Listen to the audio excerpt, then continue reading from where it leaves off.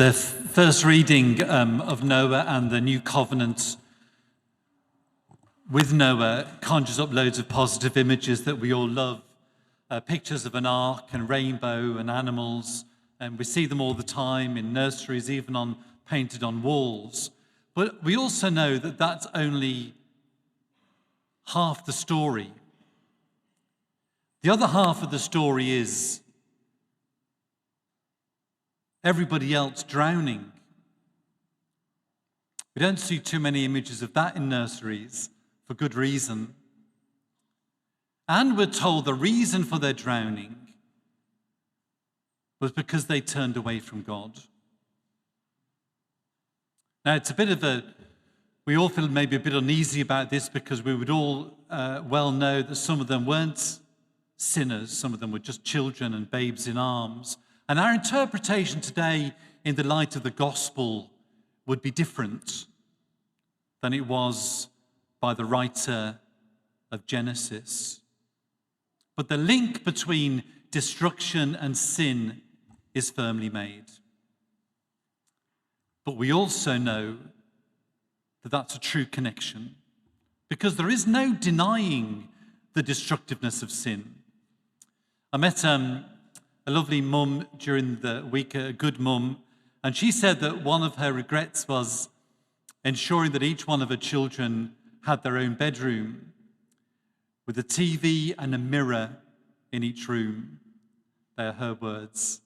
It's the mirror maybe that's interesting. And that's, with all of us, we can spend too much of our time looking at ourselves, forgetting God and the needs of others, family or not. And we don't become the happier for it either. And in Lent, we address our selfish nature. We challenge it by repenting, sacrificing, and praying. The truth is, and we're all tempted by this, many have forgotten God. People have stopped praying to him or even acknowledging his presence. He's been replaced by the very things that he enabled us to make. And the thing is that to stop praying to God, to stop acknowledging his presence, is nothing less than tragic.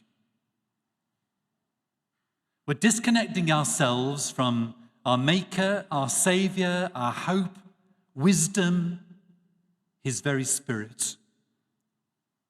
And then we're left just in and with a physical world.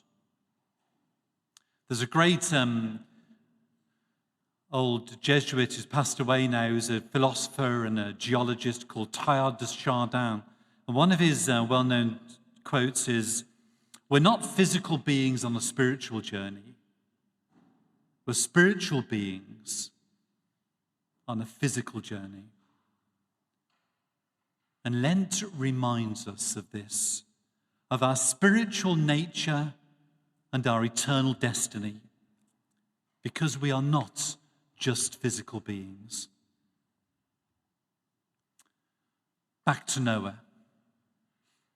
If we want an example of the destructiveness of sin and the need to change, just watch David Attenborough's series, A Perfect Planet. Carbon dioxide and methane poured into the air and plastic into the seas that will make Noah's flood look like a light shower, with whole oceans rising as fast as the Earth's temperature, coral reefs dying and upsetting the whole balance of sea life. And it's caused by greed, the desire for eternal growth and waste that comes with consumerism. Businesses even refer to us as consumers. How suitable that is for them.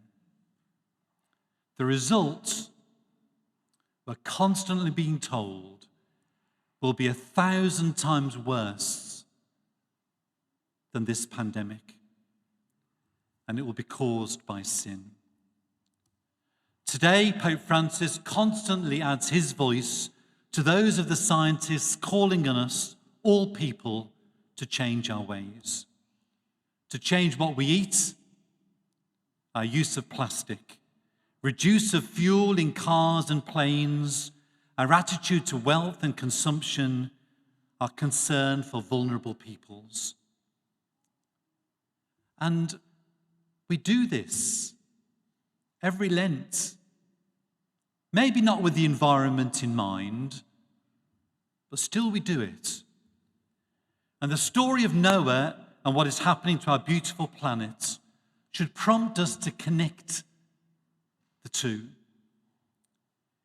If we don't, it will be much easier to see the connection between sin and destruction of the planet next time round than ever it was in Noah's.